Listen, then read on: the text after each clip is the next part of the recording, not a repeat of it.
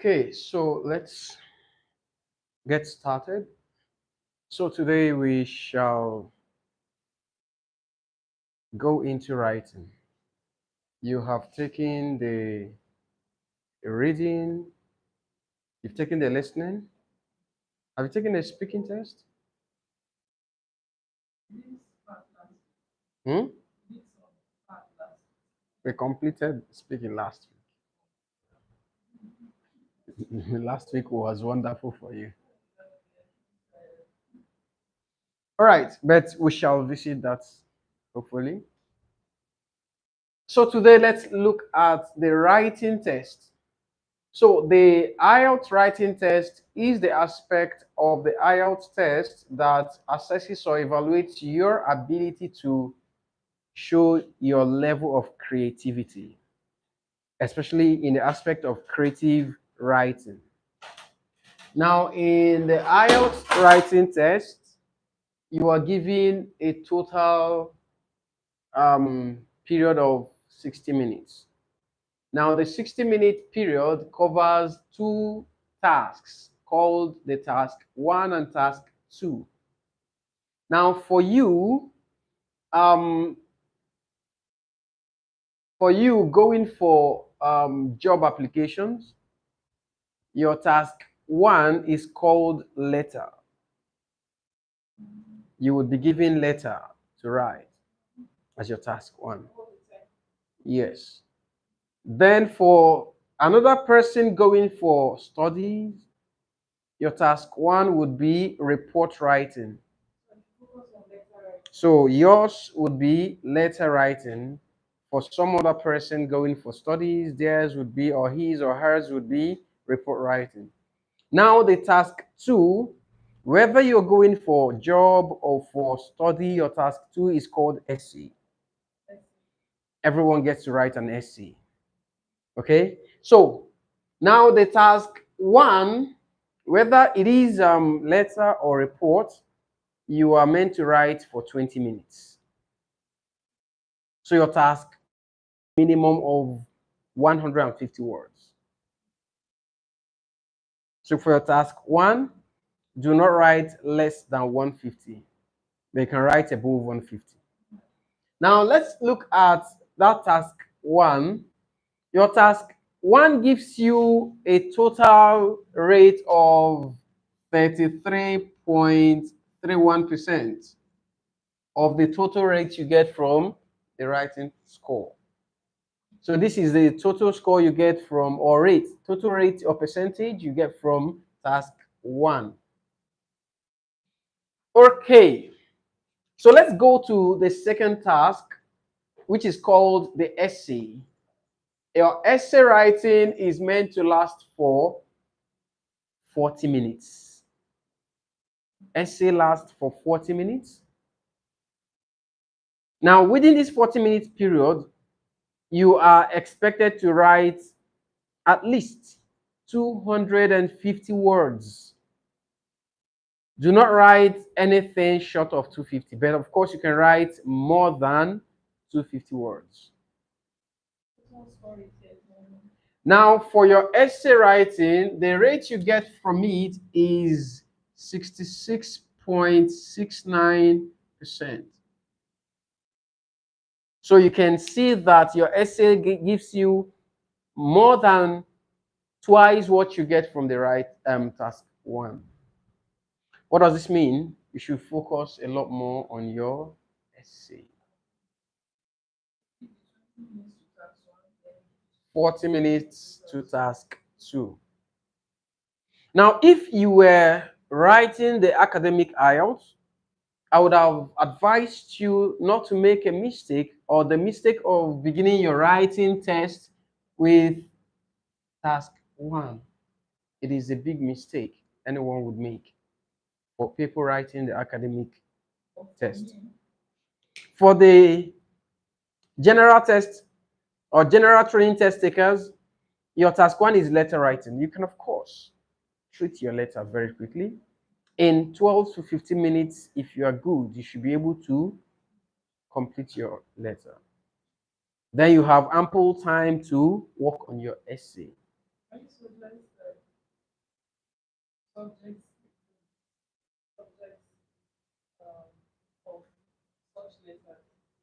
The subject? Okay, we shall get to that level. So I'm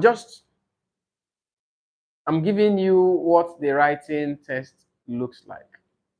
Okay, so since you've understood that your essay writing has these two tasks, and the task 2 gives you more mark, so you are strongly advised to ensure you understand how best to tackle the second task in a way that it would give you as much mark as you can get. Now let's get started. For your essay writing, IELTS examiners expect a whole lot from you. IELTS examiners expect a whole lot from you. What do they want? IELTS examiners want you to show high level of spontaneity. IELTS examiners want you to prove your high level of spontaneity. They want you to show a great level of creativity. They want to also see how grounded you are with your advanced vocabularies.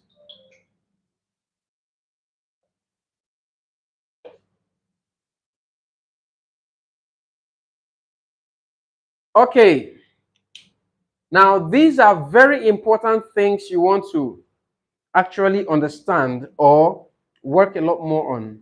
Spontaneity right here, what does it entail? It is your ability to tackle a question that you never prepared for on the spot within a time frame allotted to it. You know, in the university or even in secondary schools, as well as primary schools, you are usually given scheme of work, or in the university they call it course outline, right? Now that would help you to focus a lot more on what you should read and concentrate on, right? Because you are sure 80% that most of the questions will come from those topics under your course outline. But in the IELTS writing test, essay to be precise, you never can tell what your question will look like. So you don't have any specific area or areas of concentration. So IELTS expects you to be very broad and vast in your exposure and wealth of knowledge, so that whatever question that is thrown at you or whatever thing that comes as your question for the day, you should be able to deal with it and deal with it smartly. So they are testing your spontaneity. Then the creativity comes in an instance where a question is posed or given to you, and that's something you least expected. Creativity now helps you to carefully and intelligently manage and treat such questions, right? In IELTS essay questions, my biggest advice is don't look at questions just the way they appear to be or look. You need to think outside the box. Look for diverse ways to solve that question, not the regular approach. That is what the creativity requires. If someone asks you, what does the wristwatch help people to, or what role does wristwatch play? What roles does a wristwatch play? You look at yourself, you look at your wristwatch, and you're like, it helps me to know the time, right? And keep the time. This is just the peripheral aspect. I have to expect a lot more. Wristwatch is not referring to specifically the one you are putting on. It covers that one you're wearing. It covers other qualities and categories of wristwatches. So if yours helps you to keep to time, what about the advanced and sophisticated wristwatches? Do they just play the role of keeping to time? No. Some help you to keep to appointments using alarm. Some help you to store information, the ones with camera. Some help you to read your SMS or email messages when your phone is far away. Some help you to even take your calls, right? These are more advanced thoughts you should look at, all right? Some even help you to stand as fashion to complement your, right? So IELTS expects you to think broad. Don't just limit yourself to that little thing anyone can say. It doesn't prove that you are creative when that's the type of thought you're coming up with. So you need to think outside the box. You need to be very vast and creative in whatever thing you want to bring in as your response to IELTS questions. Now, the third one is your advanced vocabularies. What does this mean? IELTS is actually expecting you to show in-depth knowledge of their language, right? Because you want to convince them that you know English. So, how do you show or convince an examiner that you are very broad, you're very exposed in the language? It is based on the type of words, your diction, your choice of words. Because IELTS says, do not give us those overly or commonly used words and expressions. It doesn't show that you have in-depth knowledge of the language, because we know that anyone can actually express whatever thing you are expressing. We want to see something very different, something more advanced from you that makes you the right candidate for us. So this is where English comes in IELTS. For those of us who feel IELTS is an English exam, and like some people in Africa, Nigeria, for instance, who say IELTS is English, I beg, and we will blow English in this country. So why do I need to stress myself? And then they feel they don't take IELTS preparation seriously, and they just go and have fun and wake up the next day and go for the exam. When they get into the hall, the kind of questions they see will blow them off their feet. They get confused, they don't know where to begin from. So at the end of the day, they feel IELTS as a body is witch hunting or marking them down deliberately. No, because they took the exam for granted. You need to build vocabularies. And building vocabularies should not be restricted to a particular area of specialism or field of study, because you don't know where your question will come from. You could be given a question that's from sports, from health, environment, agriculture, economy, global warming, climate change, from culture, it could come from anywhere, from transport. It could come from anywhere.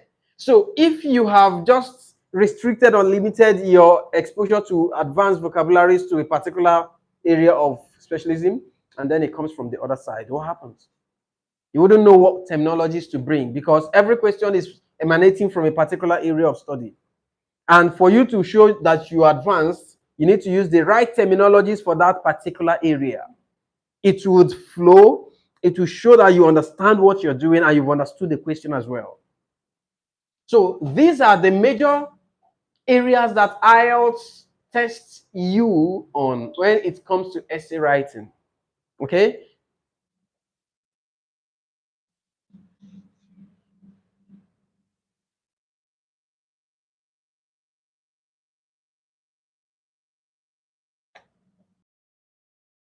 With which examiners evaluate your essay or whatever thing you have written. There are 4 yardsticks.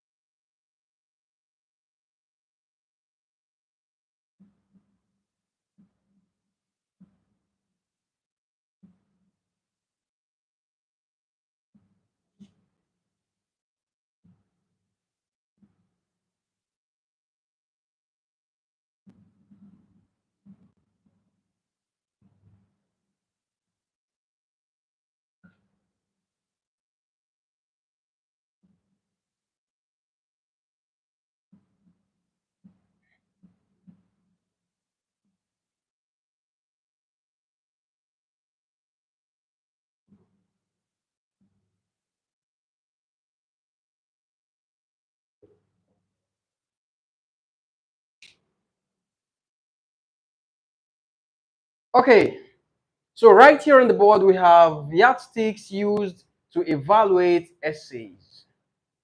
Now let's look at it from this perspective. Um, During your listening test this afternoon, you may have noticed that there are specific answers you are supposed to hear and write, or you're supposed to choose from the options given, right? Now, if you were about 5 or 20 in the test room right now, or then, and I give everyone the same question booklet, and I play the same audio, if you listen attentively, and this other person listens attentively, the other person listens attentively, you hear the same answer, right? Everyone will get the same answer. In reading, if I share the same reading booklet to everyone and you read carefully, you will also get the same answers. What does this mean? Listening and reading test answers are fixed.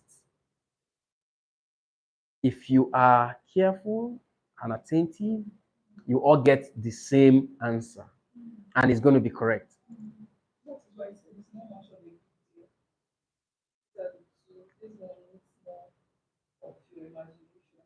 Creativity. So, but in the writing test, no two persons can have the same answer unless they practiced, unless they have engaged in malpractice. No two persons in an IELTS exam can have the same answer in writing, even in speaking, because when a question is given, the same question will be distributed to everyone. But guess what? Your interpretation to the question will be different from theirs. Besides the interpretation you are going to bring up, your choice of words in writing will be totally different. Right? So now, because of the variances, because of the differences being experienced in different persons' answer papers, IELTS came up with. Now let's look at this.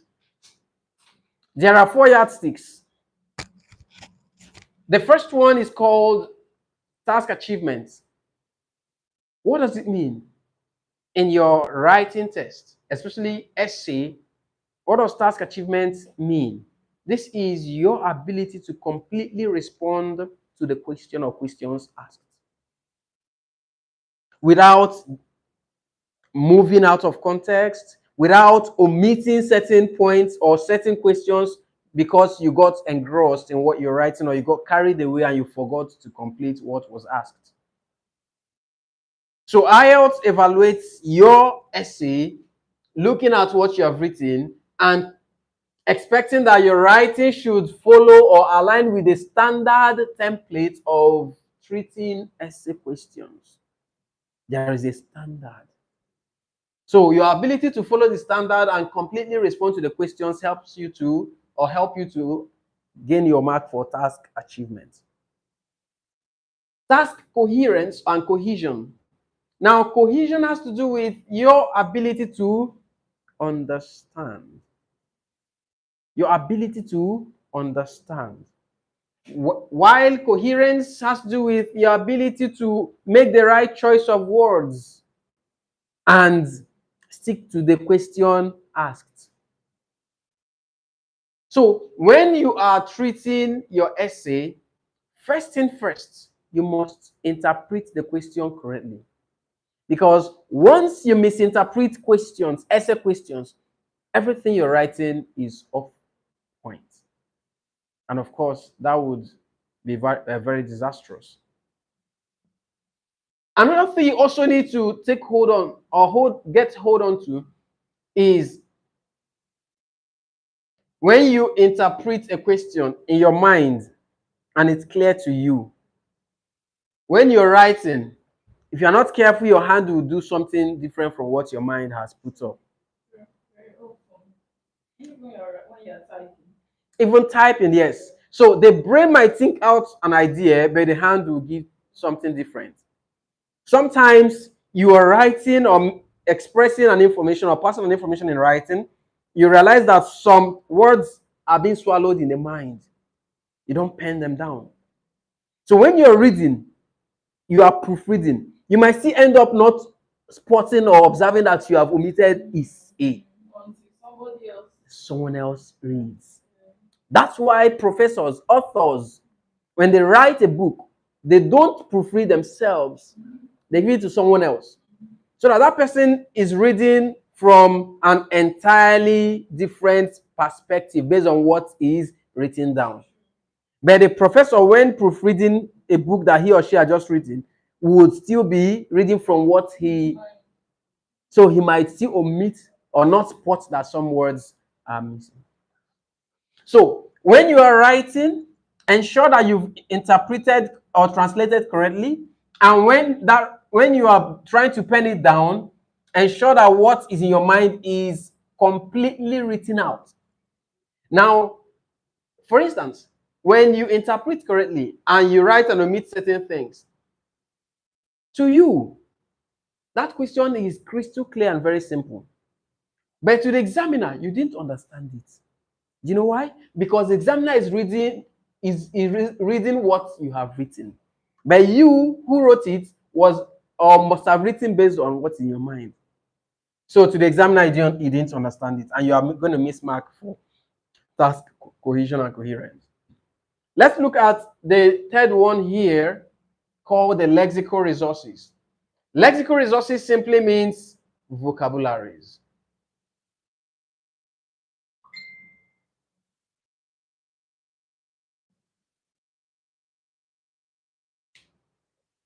Vocabularies right here simply entails what? Choice of words, dictions, right? IELTS says, do not give us those overly or commonly used words. We want more of advanced expressions, especially because essays are formal writing. So you need to learn to bring in formal words and use the right vocabularies to express every context. So it's a formal right. You have to use formal words. All through. Or even if there's not an informal writing. There is informal letter. Yeah. But if you're writing an essay, it has to be formal words and expressions all through. If it's a formal letter, it has to be formal words and expressions all through. If it's a semi-formal letter, it has to be formal words, expressions all through. It's only informal letters that you can bring in informal expressions. Okay? So, in your essay writing, please ensure to use the right expressions and terminologies. Ensure to use the right vocabularies to express yourself. Now, let's go to building the vocabularies. A lot of people say, how do I get to build my vocabularies? Well, it is something you ought to have built over time. What you're coming to do at this point is understanding how to take on the test, not how to build your vocabularies. Because if you begin to work on vocabularies alone, you may not get prepared for the test. But there is a way to juggle the two at the same time. While you are preparing for the exam, you also need to get the materials you need to express yourself. To prepare for the exams, by way of building vocabularies, you need to go to your internet, especially Google or search for terminologies used for writing essays on agriculture, terminologies or advanced vocabularies used for writing essays on sports, terminologies or advanced vocabularies used for writing essays on. So search for these different areas of human endeavors, get their vocabularies and begin to go through them. The way the brain is wired is anything you engage the brain in or with, it finds it to be something you have interest in, and it will begin to pick it consciously and subconsciously. And whenever you come across anything that has to do with something you have fed the brain with, it pops it up. But someone who has not built the vocabularies, when he or she is trying to express a particular or pass a particular information in writing, they will take some time biting the head of their pen, admiring the ceiling in the name of thinking. Nothing will come up because the brain does not have it. So please build your vocabularies by searching for the different sections of human endeavor. And when you get such list of words, another thing you need to do to build your vocabularies is find out the synonyms of each of those words. Build the synonym of each of those words. Right? Now, when you build the synonyms, understand the application of those synonyms both in the written English and spoken English. Because if you focus only on spoken English, if you use the same vocabularies you apply for your spoken English to your written English, you're going to achieve a lot of grammatical errors. You're going to achieve a lot of slangs and informal expressions. In spoken, you use so a lot of informal expressions and contractions, and they appear formal because it is a spoken English. But in writing, you can't use them. Whereas you can decide to use the written version in your spoken English and it's still perfect. So you need to find out, get the synonyms and understand the applications in both the written and the spoken English. Right? So that's the way to build your vocabularies. Let's go to the fourth yardstick, and this is the grammatical range and accuracies. What are you meant to pick from here? The grammatical range has to do with the structure of your sentences, the quality of the words or quality of the sentence structure you use to express yourself. So in grammatical range, IELTS expects you to show off more of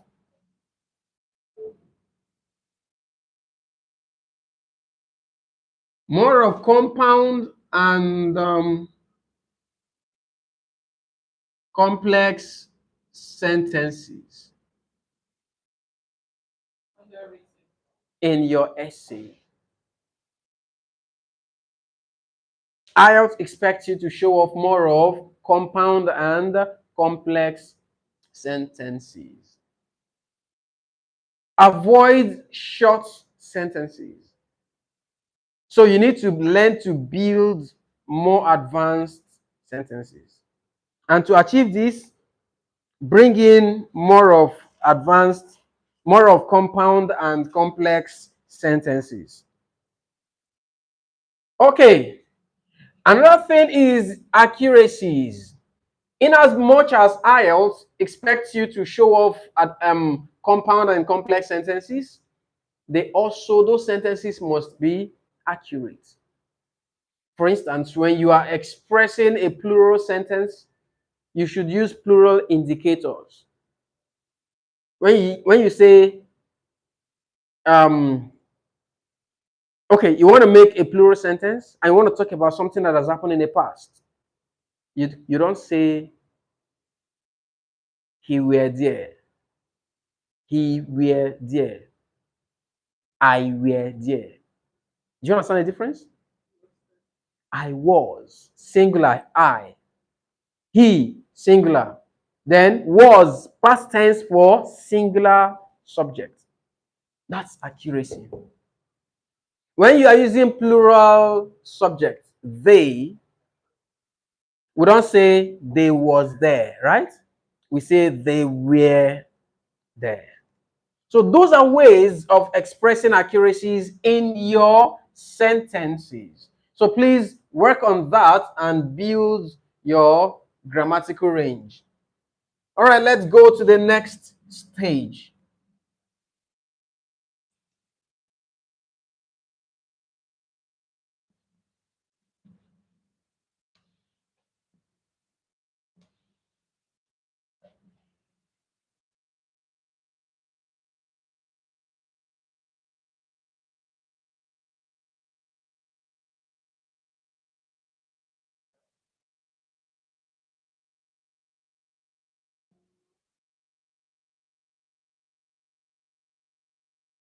All right. In essay writing, there are things we call pros and cons.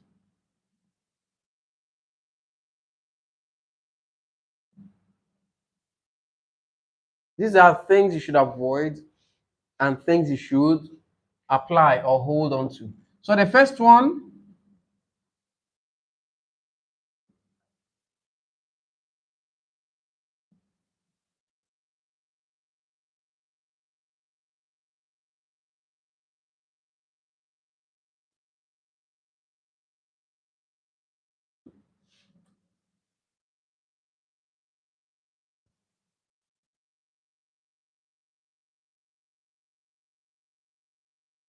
Informal words and expressions should be avoided. mhm,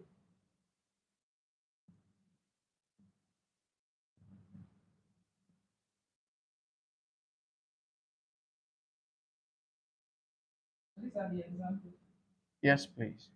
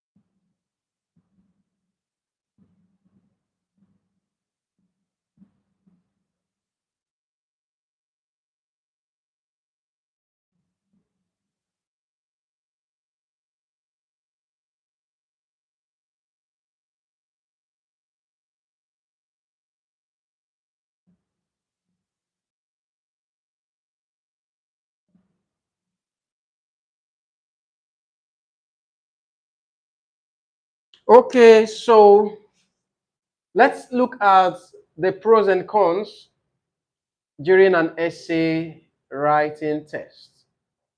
These are things you should hold on to and things you should avoid. The first on the list is informal words and expressions. Because essay writing is a formal writing, you are strongly encouraged and expected to show off more of formal expressions rather than bringing in informal contents. Some of the things that may appear to be informal in your writing that you do not even take cognizance of would be the use of the word very. What do you use the word very to do? To lay emphasis on something. Very. And when you use very, you must bring in the particular information or verb or adjective you want to describe. For instance, I'm very hungry. I'm very hungry. IELTS says that's common. That's informal in a way. Why don't you use one word? I'm famished, advanced. I'm starving, advanced. Avoid this guy. The house is very big. IELTS says that's informal. Why don't you say it's what? Gigantic. The man is very tall and big. He is a giant. The guy is very short. He is a dwarf. The girl is very beautiful. A singular word, A singular word like using a that is advanced. That's what IELTS wants. Avoid this. Right?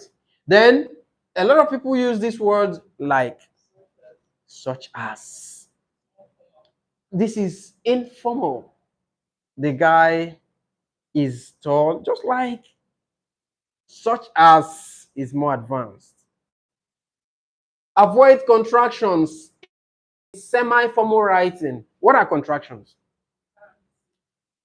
The practice of merging two words together using a apostrophe, right?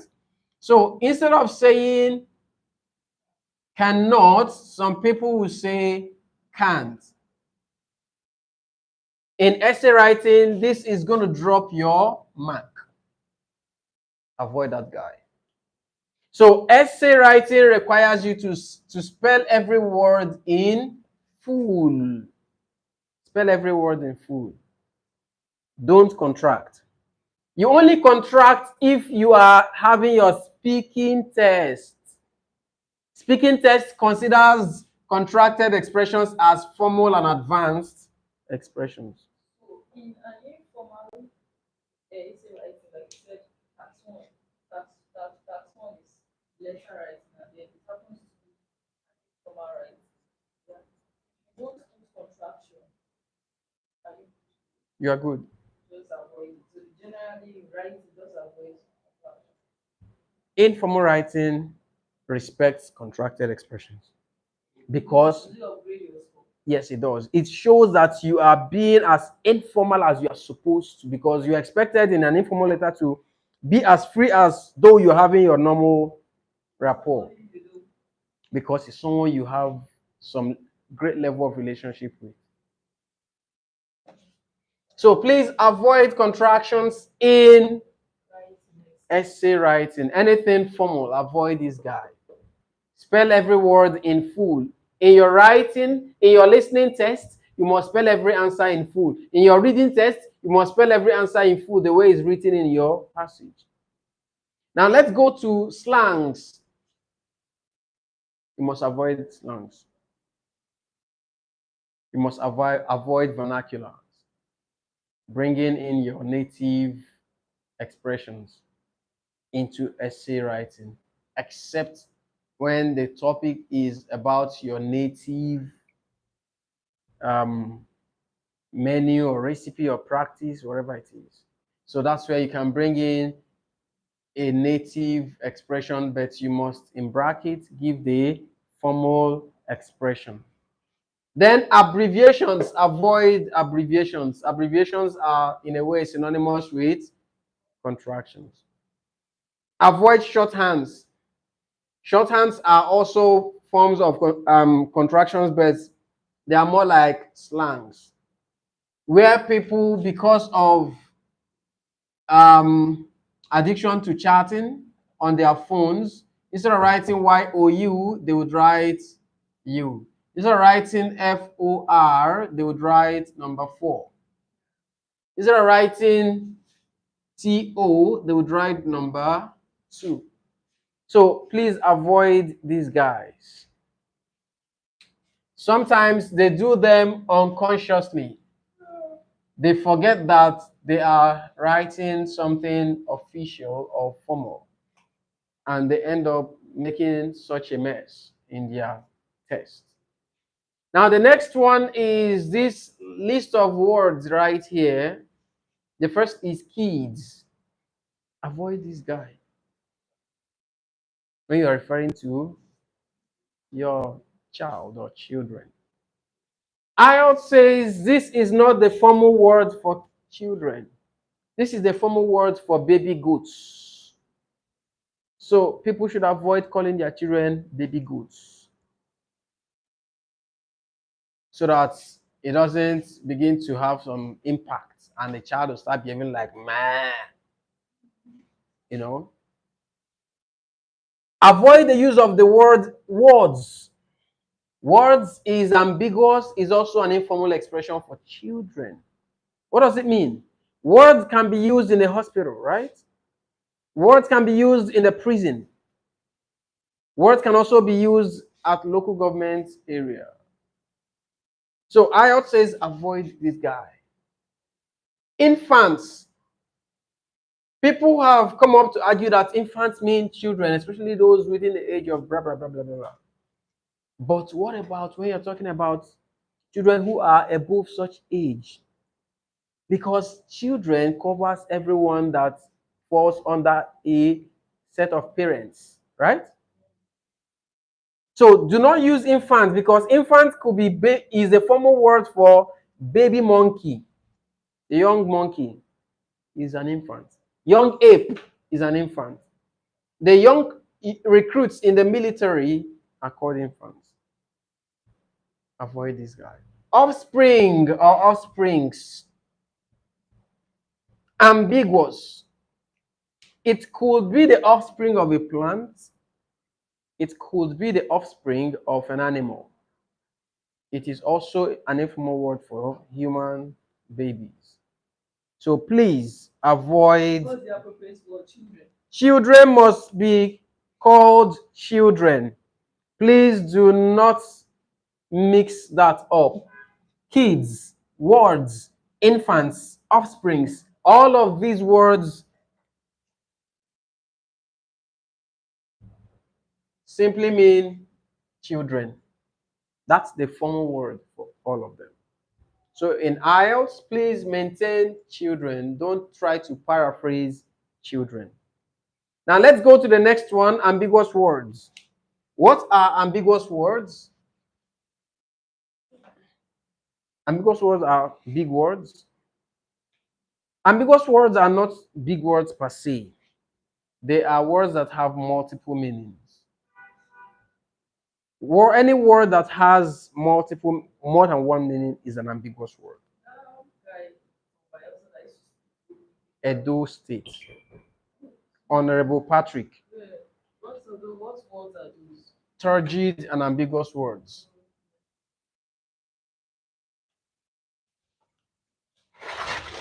Rose, sorry. I'm having a class. This is live.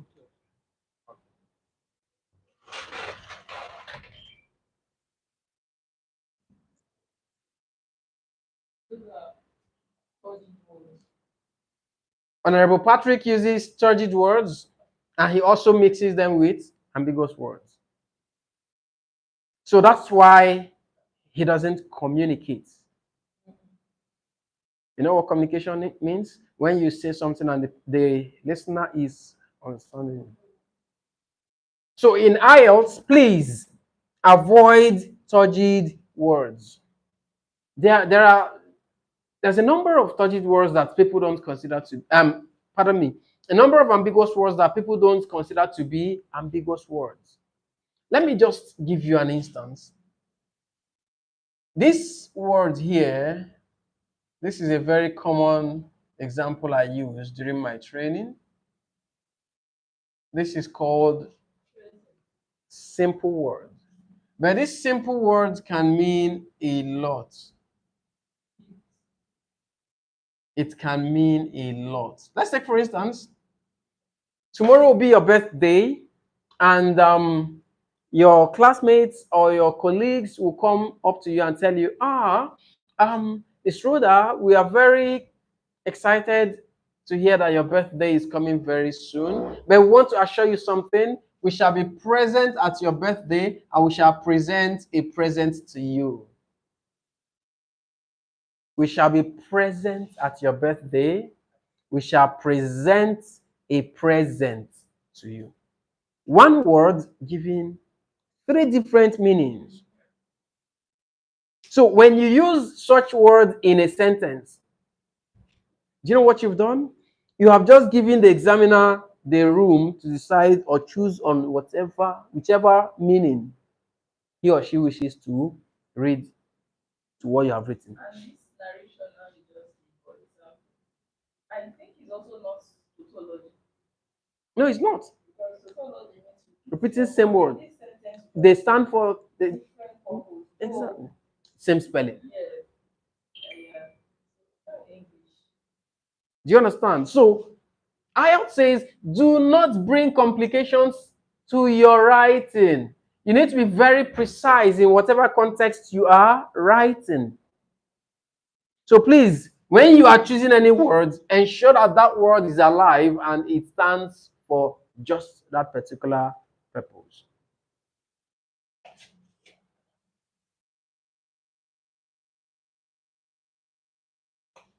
Now, let's look at turgid words.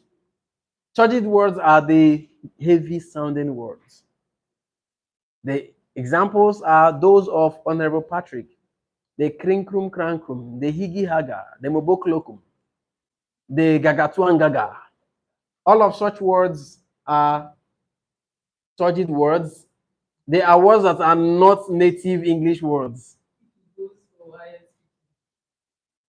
IELTS. He will fail. As the He those will, guys will just be so confused.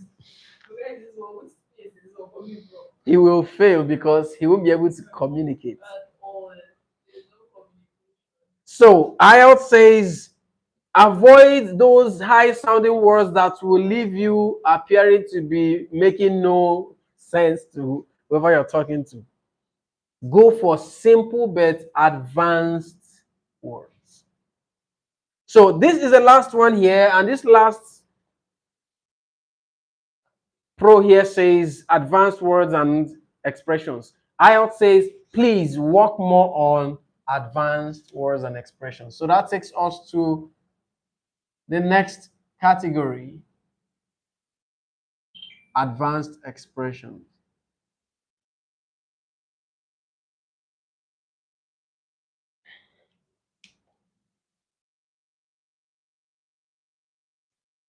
Now, to achieve advanced expressions during your essay writing, you are strongly encouraged to consider these three things. The first is what we call the linking words. Secondly, we have sequencers. And lastly, we have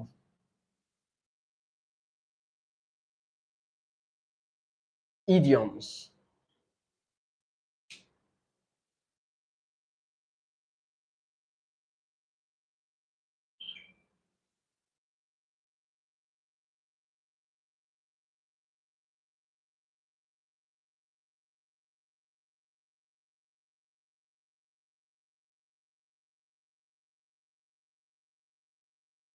All right, let's look at linking words.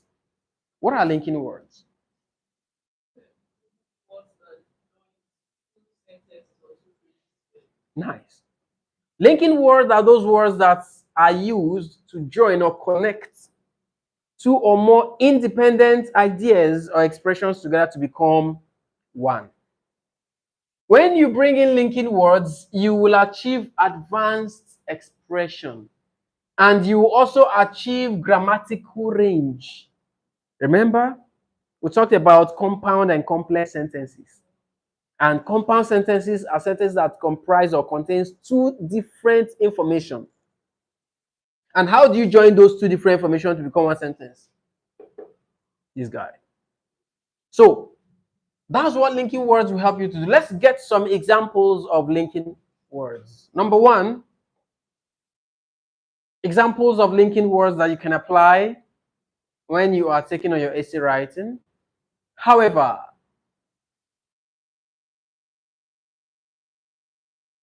whereas,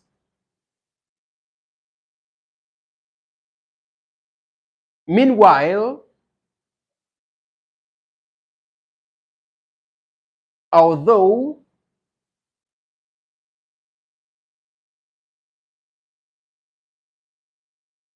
while,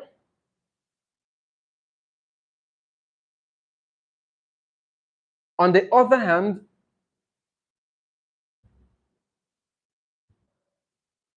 contrarily,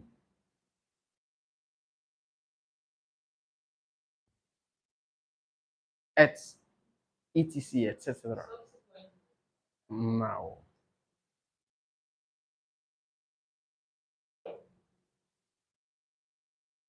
so those are examples of linking words you can bring in. There are several others. You just have to go for the advanced ones, not the common ones. Common ones would include and, but. So let's go to sequencers. What are sequencers? Are words or phrases that are used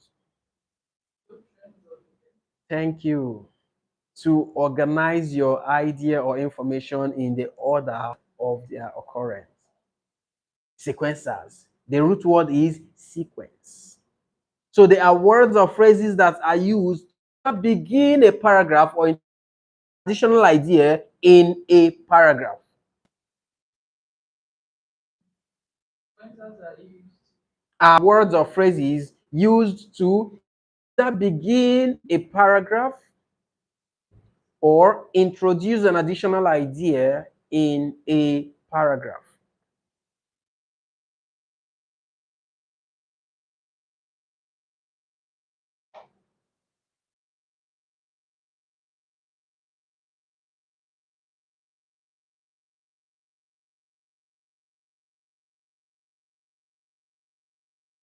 Examples of sequencers.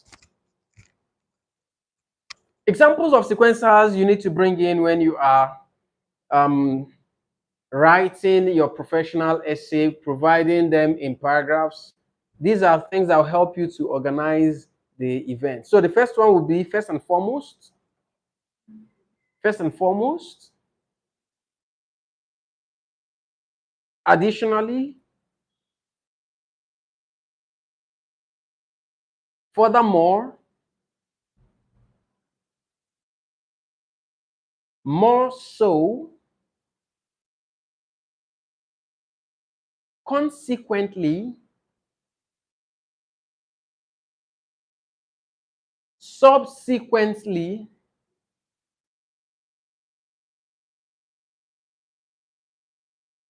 nonetheless. Nonetheless, different from nevertheless. Yes, please. Notwithstanding.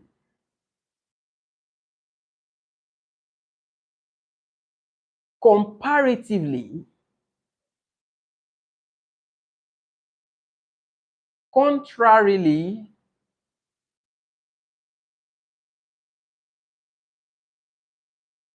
Conclusively. Summarily. In light of the above, etc.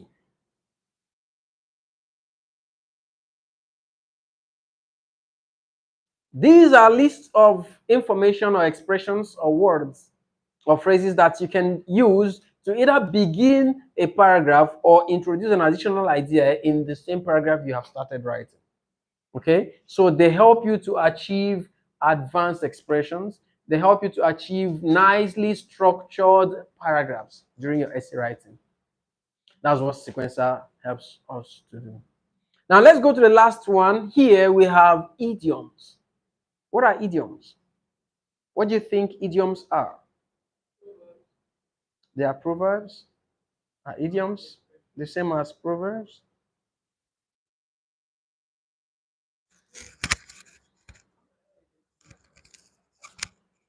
Okay. Idioms are expressions that do not mean what they seem. Idioms are expressions that do not mean what they seem. So in essay writing, you are in a way advised to bring in a little bit of spicing to your essay writing by dropping few idioms. Although there is a controversy by a number of experts, IELTS experts, that idioms are not formal expressions, So idioms are expressions that do not. mean what they seem. So some experts will say that idioms are informal expressions. But I strongly believe that informal expressions are popularly known and understood by everyone. Is that correct? But idioms are not understood by every layman. It takes a person who is to interpret an idiom correctly. So that makes it formal for me. If I say to a layman, oh, my neighbor kicked the bucket yesterday, the layman might see it literally as a joke of kicking the bucket with a leg. Whereas it means something very grave, meaning that the person has passed on. So idioms are expressions that don't actually mean what they seem. They have more in-depth, more serious meaning than the way they appear. So some examples of idiomatic expressions would be she kicked the bucket, which means she died. She has been put in a family way, she's pregnant. Make hay while the sun shines. A stitch in time saves nine. It rained cat and dog. It doesn't mean that cats and dogs were falling from the sky. It simply means it rained heavily. They are cat and rats, meaning enemies. Um, Birds of a feather flock together like minds, right? And so many others. So these are things you want to bring in. But my advice you're talking about in your essay is when you write an please in bracket write the full meaning, right? When you draw an idiomatic expression in bracket, also write the interpretation. When you do this, you have achieved two things. One, you've brought more words into your writing, and you've also given every doubt or confusion about what your idiom means. All right, so these are things you want to actually work on as a way of improving your and creative uh, expositions during your essay writing. So we go to the next level.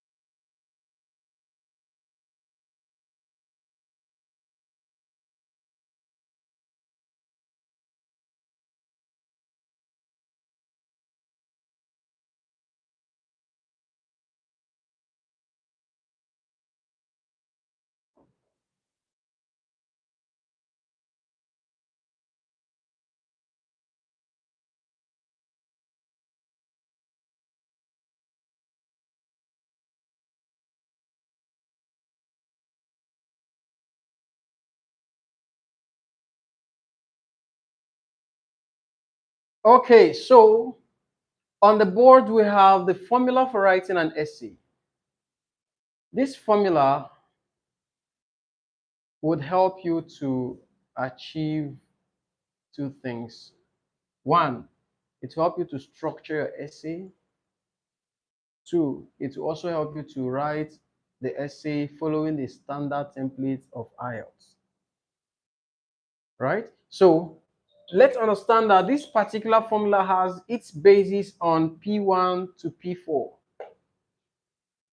So each P represents paragraph. So by implication, how many paragraphs are you going to write? You're expected to have 4 paragraphs in your essay. Please do not write more than 4. Do not write less than 4. Just build a very strong 4 paragraphs. Now, the first paragraph, which is P1, is a highly important paragraph. Sorry to interrupt you. So both in one and two, you're supposed to have four paragraphs. Yes, please. So your paragraph 1 is a highly important paragraph in essay writing. I call it the engine house of your essay because from your first paragraph, an examiner can predict the quality of your intelligence and also foretell what the other part of the essay will look like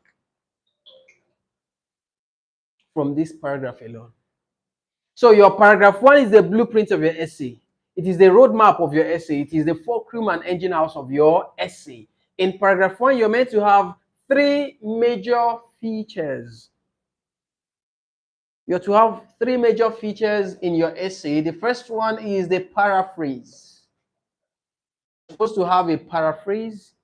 And this paraphrase means copying the question from the question paper onto your answer sheet as the beginning of your first paragraph. Do you understand this? Your first paragraph should begin with you copying the question from the question paper onto your answer sheet, but not verbatim, rather in a rephrased way. Do you understand this? Now, when you paraphrase, the next thing is to plan your essay so that you can make what we call the thesis or background statement.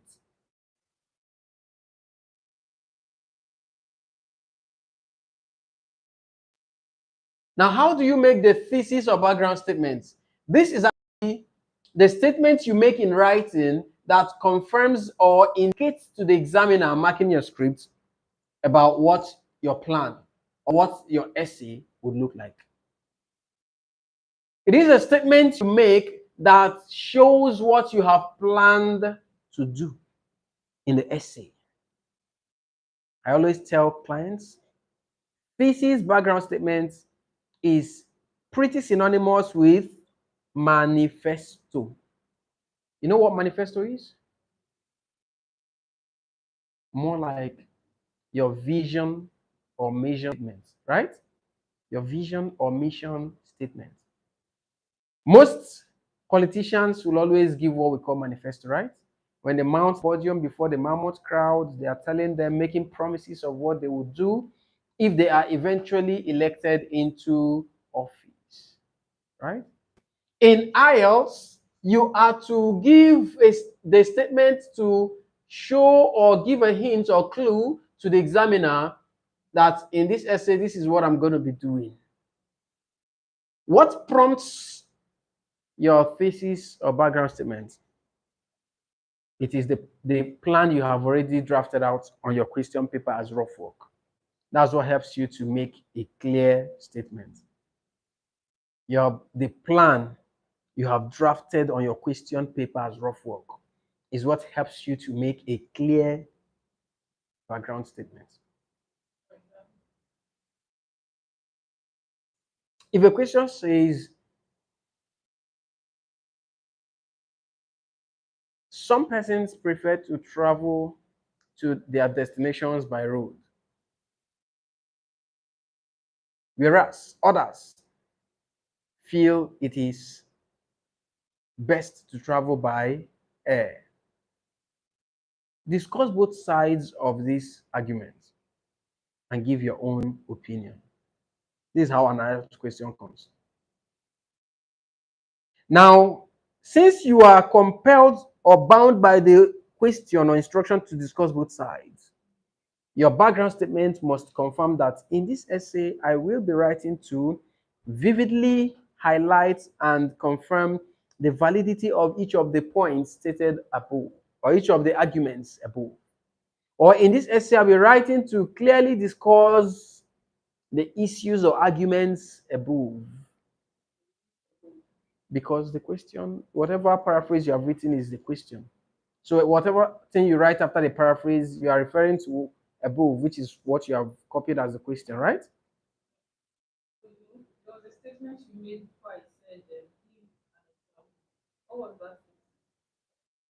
I said your thesis background statement gives the examiner the clue or insight or idea of what your background would look like or what you have planned to do. And what prompts your thesis or background statement is the plan you have made on your question paper as rough work.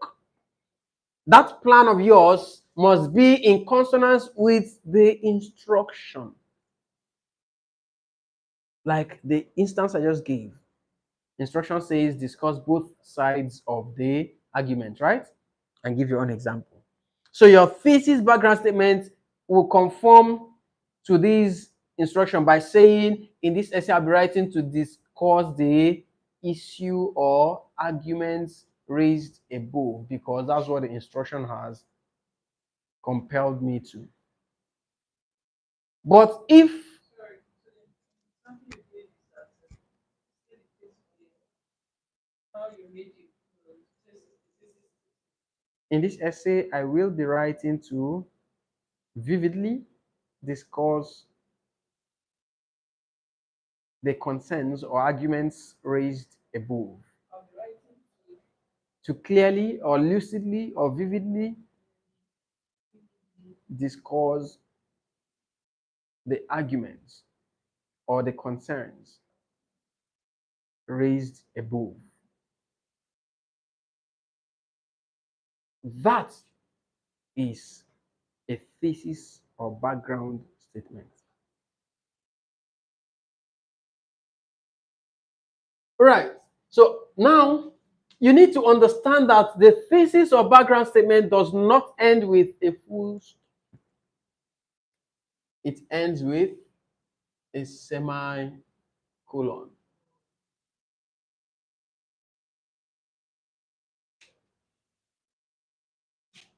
So that you would continue with the stance immediately after the background statement.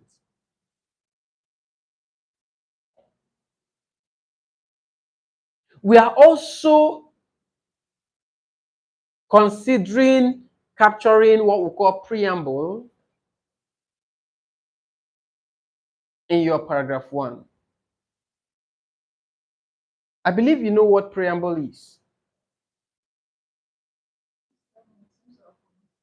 Preamble is more of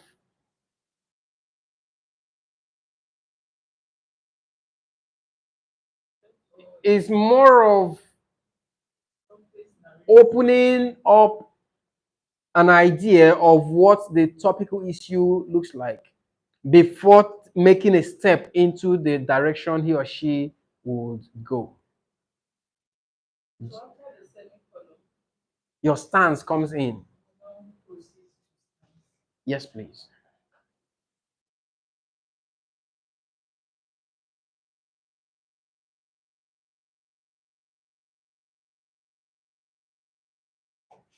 Now, immediately after your stance, your period comes in, and that's the end of your paragraph 1. So the stance is talking about Your stance could be your opinion, it could be your view, it could be your suggestion, It could be your merit or demerit. It could be your advantage or disadvantage, depending on what the question or instruction requests or stipulates.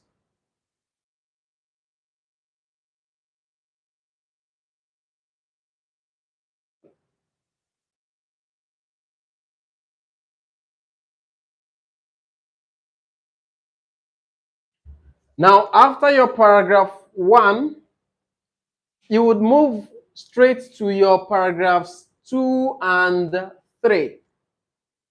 Now, your paragraphs 2 and 3 take the same thread. They have the same approach. That's why in your paragraph 2 and 3 you have TS. TS means topic sentence. Then after your topic sentence, you work on the body paragraph.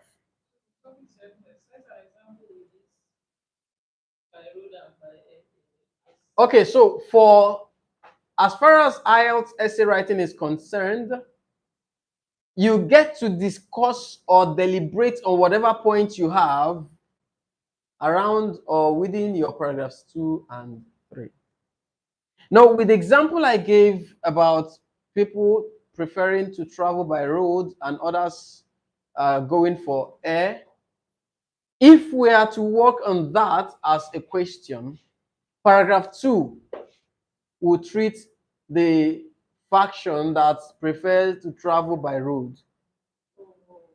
This is where you discuss all whatever points you have to support them. Paragraph 3 will now talk about the point for those that prefer to travel by air. Then in paragraph 4, you wrap it up and give your own suggestion.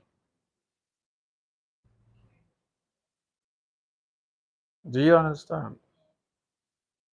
So if we are to talk about those making preference on traveling by road, I would simply say that my topic sentence might be a first people's concern.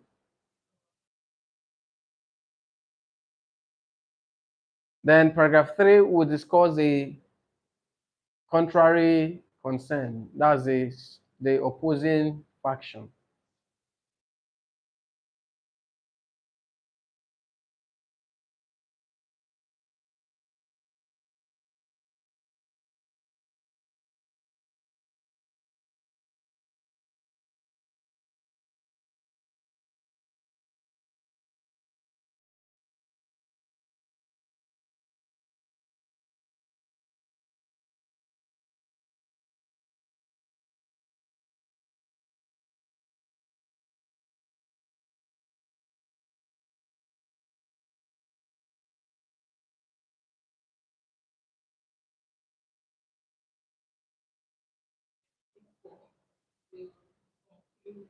The essay, and you bring in your view. Of course, your view is something you have already established in your first paragraph, right? So you're bringing it down to your last paragraph. But when you're bringing it down, you're not copying it verbatim, word for word. No, you are meant to rephrase it. After you have concluded by way of maybe summarizing what you have said in paragraphs, what you have discussed in paragraphs 2 and 3, right? Then you bring in your stance. Your stance is whatever opinion or view you must have written in your first paragraph. You are to bring it down to your final paragraph as part of your conclusion. Yes, in a paraphrased way.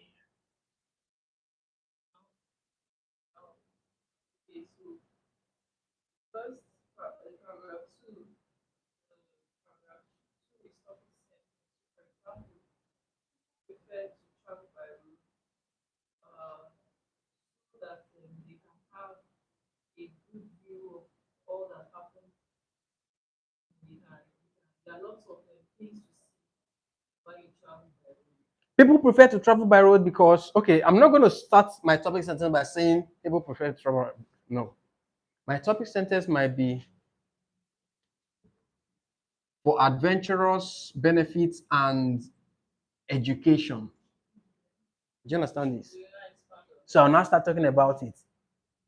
Traveling by road gives people a feel of adventure as they ply the highway and through residential areas. They tend to see different cultural exhibitions, ways of life of people, activities that go on that particular day while they are traveling.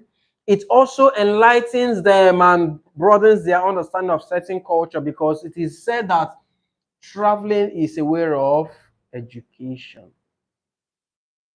Hence, those who prefer to travel by road tend to understand the roadmap of a particular landmass. They tend to have first-hand experience of cultural practices, especially if they are opportuned to be traveling on a day when certain happening. They might be opportune to see wedding gatherings. They might be opportune to see how people carry out farming activities. They might be opportune to see cultural activities and the likes. Those who have never stopped by the road to buy things or dashed into the restaurant may be privileged to, to eat culture and have a taste of it. Do you understand now? Now, it also allows people to interact for a very long period, especially if the journey is a long one while on transit. that could also make them to make It also helps them to make friends. Do you understand now? You express all of these as your body paragraph. friends. So now, now yes. So the topic sentence, paragraph 2, it brought about Exposure to adventure or exposure to adventure. and education. That's my topic sentence for paragraph 2. Then I begin to talk about it. Then you also bring in the fact that in countries where the standard of living is not high, in a country where quality life is not being enjoyed, over 89% of the citizens will prefer to travel by road because of the high expense of flying. Thank you. Do you understand what I'm saying now? So I'm going to quote 89% and I'm writing it in figure. I'm going to quote. So this is another topic statement. No, I'm still giving. Topic sentence. I'm still expand. Yes, So I'm. number 1 is exposure to adventure Yes, and education. yes. Then number 2 now is due to economic reasons. That's another point. But I'm bringing this using what? Sequencer. Remember? Furthermore,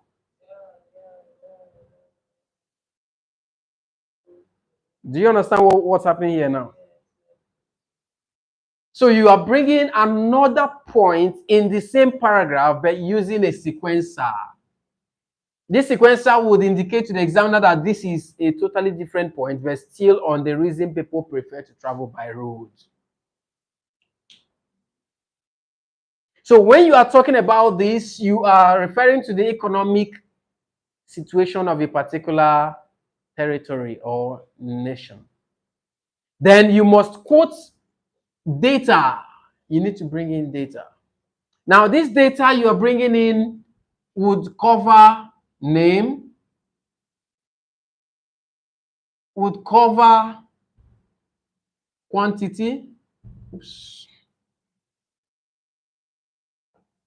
This data should cover quantity.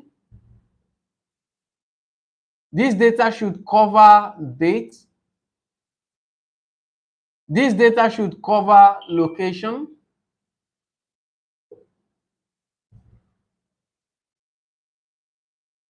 Now, when you talk about name, it could be name of the country or name of the person that is being talked about or name of anything. You are to give the name. There will be no name in the question. Remember, IELTS is looking at your creativity, right? So you have to come up with a fact-like paragraph to support whatever path you are taking. So you have to create this information by yourself. Don't bother yourself whether it is true or not. Don't worry about that. So use a sequencer to add another topic statement. Yes. Then at what point an instance, what is that? Okay, an example. Yes. Is that example you are thinking of like Exactly. that's nice. So the example will quote a particular place, a particular person, a particular situation, and talk about number of persons involved. For instance, I just said over 89%, right? So you're mentioning this. Over 89% of people in maybe countries such as Nigeria, you are referring to well over 190 million people. You might choose to write this in figure, or you write 190 then million in word. Then you talk about dates of when this between 1990 to 2005, over 89% of people traveled by road, according to the record released by a particular agency that takes care of road movements called Federal Road Safety Corps. You must quote. And most people traveled from north to south. Some other, you might decide to split this by saying 25% of this traveled from north to south. This percent of this, you now distribute it.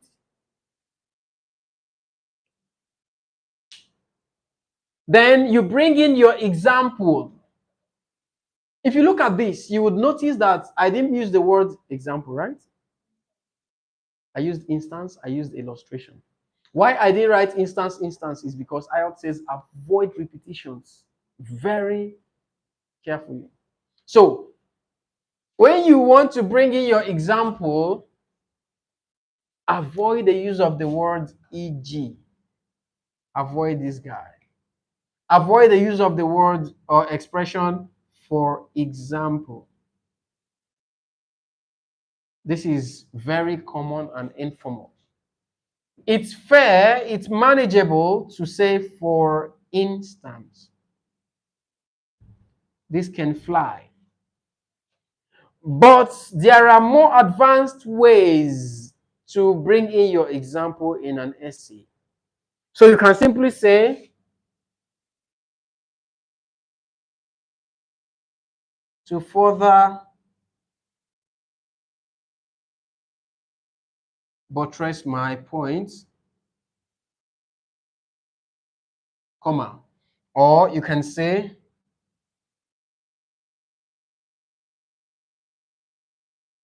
to elucidate further. These are ways to launch your example.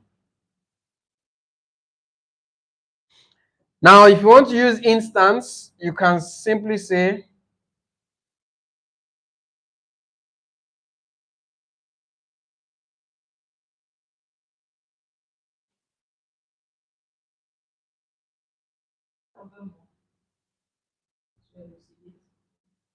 one good instance supports my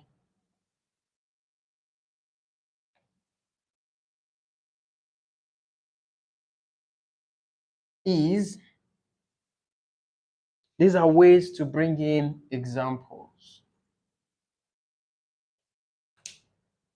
IELTS says avoid the overly or commonly used expressions.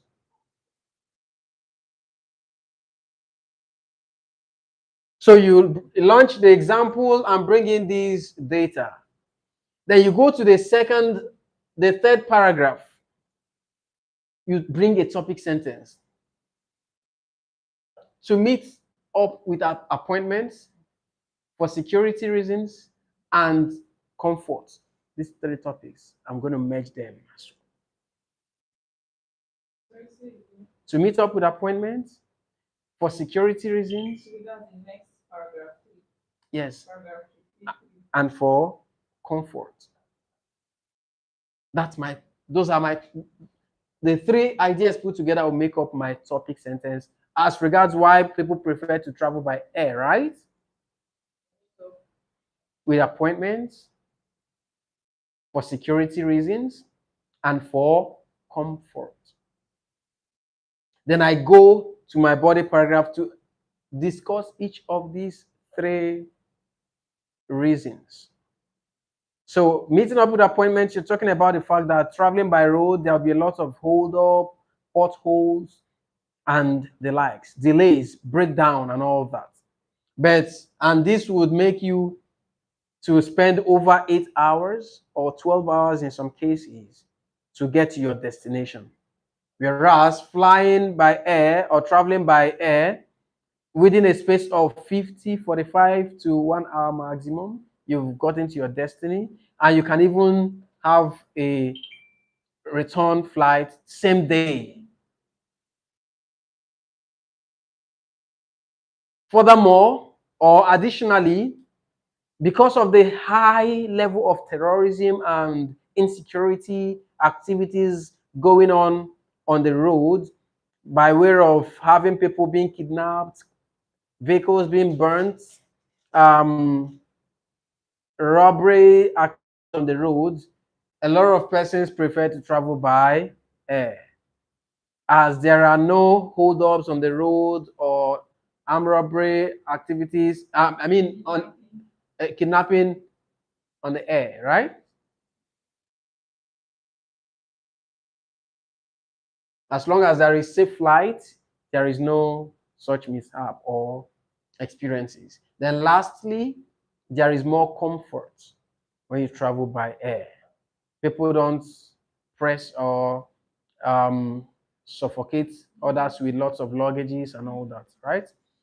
The air company does not overload their cargoes, right? the comfort of having to be fed.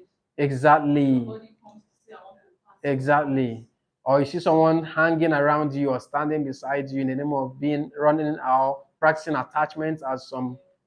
And the place is not overcrowded, like you said, Exactly. and the air conditions is so Very nice, right?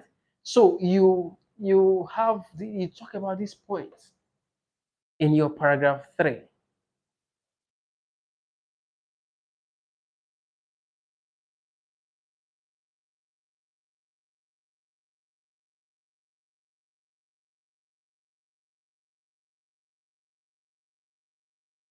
and you cite Then you drop an example, right? Drop an instance, illustrates what has happened over time when there is great experience of insurgency in countries such as blah blah blah. You mentioned a country. Talk about how people are now being kidnapped on a daily basis and ransoms are being demanded. And for those families that are not able to afford them, their lives are taken, right?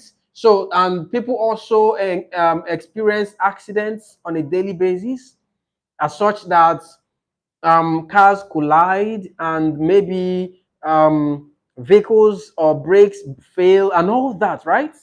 So, and then because traveling by road, most buses are being driven by just a driver, right? Unlike in the airplane where you have co-pilot in case this one. Thank you.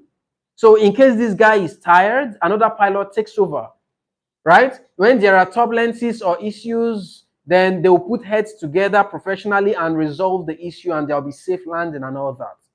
So you cite such example, then you go to your fourth paragraph. Now, the fourth paragraph, which is your conclusion, there are two templates of conclusion. So you can conclude your essay by beginning the paragraph using the word summarily. You can as well conclude your essay by using the word conclusively. You can as well conclude your essay by using the expression in light of the above.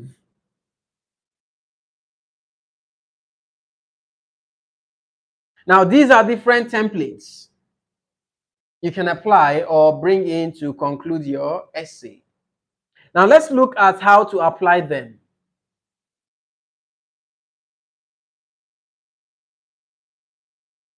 If you choose to use summarily or conclusively, the approach is the same. If you choose to use any of these guys to start your fourth paragraph, the approach is the same. What do you need to do? Let's assume I have written my paragraphs 1, 2, and 3, and I want to conclude. If I choose to say or begin by saying or writing summarily or conclusively, what I'm expected to do is to give the synopsis of those topics I discussed in paragraphs 2 and 3 before I bring in my opinion. So to apply it, I would simply say or conclusive. A great number of persons prefer or enjoy traveling by road. It is the best option they have because of economic conditions. On the other hand, prefer because it gives them the privilege to informal education while they are traveling. Notwithstanding, some other persons, although because of a number of reasons such as insecurity, meeting up with appointments, and enjoying some level of comfort. I've just summarized all the topics I discussed. So after writing this, I would then say Sorry, how did you summary again of professional by road, not because some other persons prefer to travel by road because they enjoy some level of adventure and also acquire some informal education en route.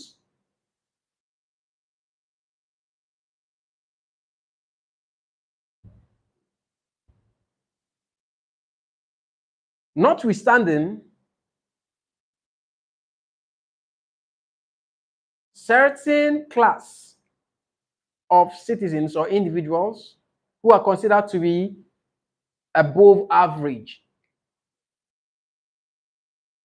choose to travel by air primarily because of a number of reasons, such as, then you list those reasons, ranging from insecurity,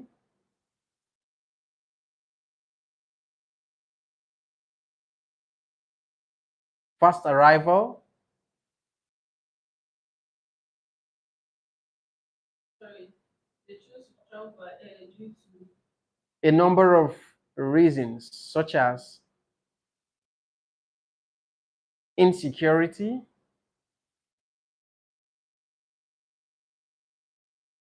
fast arrival,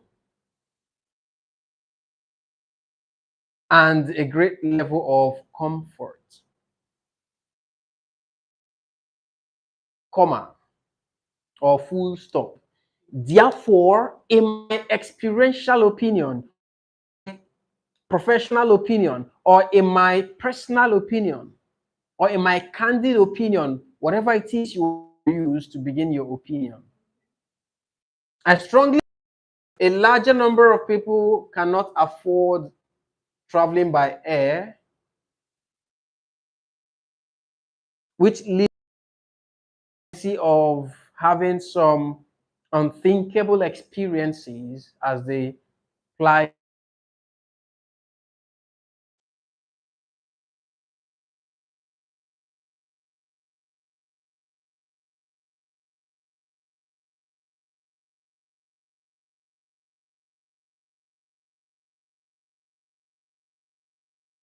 There is therefore the great need for the authorities.